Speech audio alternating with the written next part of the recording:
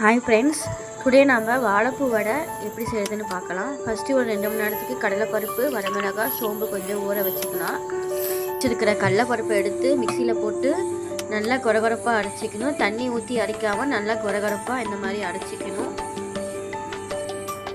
வாழைப்பூவை நல்லா க்ளீன் பண்ணி வேக வச்சு எடுத்துக்கணும். ஒரு 4 பெரிய வெங்காயம் எடுத்து சின்ன சின்னதாக சாப் பண்ணி எடுத்து வச்சுக்கலாம். அரைச்சி வச்ச கடலைப்பருப்பு எடுத்துக்கலாம். அதில் ஒரு 2 பச்சை மிளகாய் நறுக்கி போட்டுக்கலாம். நம்ம நறுக்கி வச்ச வெங்காயத்தை சேர்த்துக்கலாம். இதில் நம்ம வேக வச்சு வாழைப்பூவை நறுக்கி சின்ன சின்னதாக நறுக்கி அதை நம்ம அதில் ஆட் பண்ணிக்கலாம். லைட்டாக காரத்துக்கேற்ப ஒரு கொஞ்சமாக மிளகாய்த்தூள் சேர்த்துக்கலாம். ஒரு 1/2 டீஸ்பூன் உப்பு சேர்த்துக்கலாம். தண்ணி சேர்க்காமல் நல்லா வடை பதத்துக்கு பிசைஞ்சிக்கலாம். ஆயில் நல்லா சூடானதும் வடையை நல்லா தட்டி எண்ணெயில் போட்டு பொரிச்சு எடுத்துக்கலாம்.